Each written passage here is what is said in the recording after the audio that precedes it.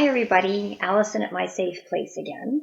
Just wanted to cover something that's pretty important, actually a couple of things that are pretty important for meditation practice, guided meditation, self-hypnosis, and hypnosis. First, obviously, never use this type of material while driving or operating heavy equipment or even doing something as seemingly simple as cooking and using a knife.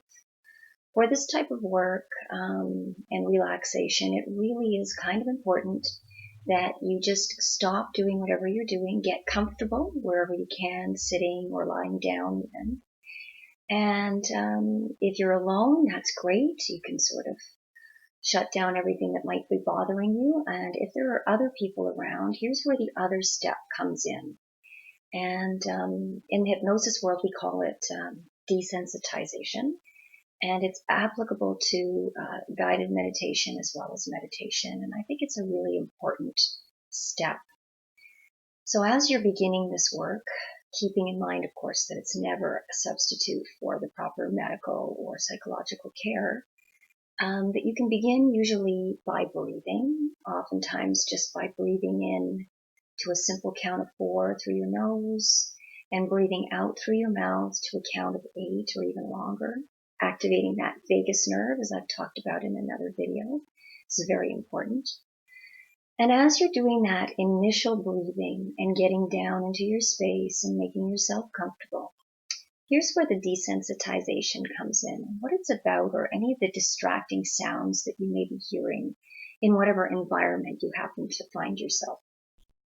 So at your home, if you happen to have windows open in the middle of the summer, there's a nice breeze blowing through, but you still hear sounds of things like traffic. So you would desensitize by saying things to yourself quietly and easily. Any distracting traffic sounds that I might hear, for example, honking horns, tires, even sirens, all those distracting traffic sounds begin to fade away, and they become softer and softer until it's impossible for them to hear them anymore. And even if I do hear them, it's just like water off a duck's back.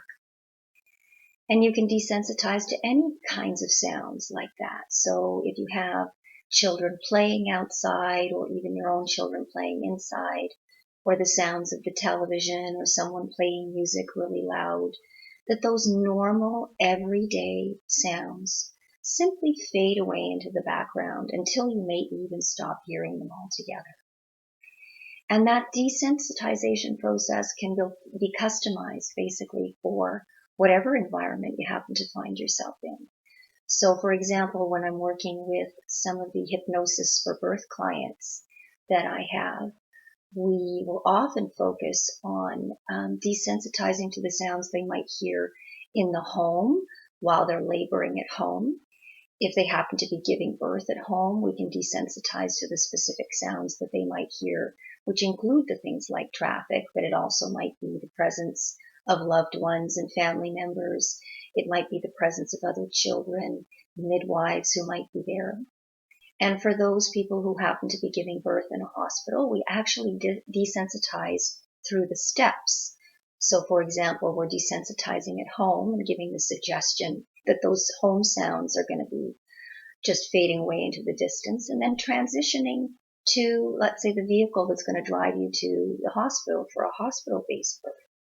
So you would desensitize again when you're getting in the car or the truck and saying things like all the normal everyday traffic sounds that you may be hearing have absolutely no effect on this deep state of calm that you're currently experiencing.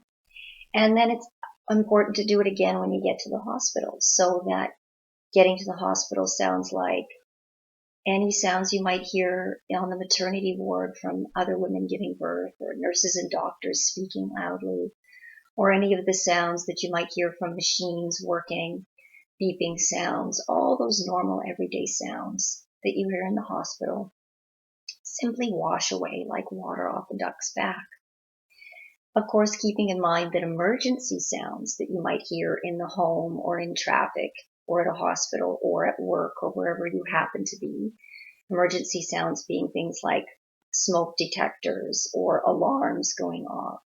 Or if you're waiting for an important phone call, that you can immediately come back to the present moment, feeling refreshed and ready to go, and be able to answer that call or respond to the emergency sound, even if it's something like your own child crying, so that you can actually differentiate while you're in this wonderful state of calm, even if it's taking you into a deeper state, almost right before sleep, that your mind, both consciously and subconsciously, is able to differentiate between normal everyday sounds that you're able to easily ignore versus emergency sounds that require you to pay attention immediately. And that slowly, with practice and desensitizing, whenever you practice self-hypnosis or meditation or guided meditation, that this becomes easier and more natural, to the point where you might not even have to consciously desensitize at all, because you're just doing it automatically, which is the ideal situation. I hope this video helps on the process of getting into a nice calm state and how important that desensitization step can be for you. Thanks for watching and have a great day.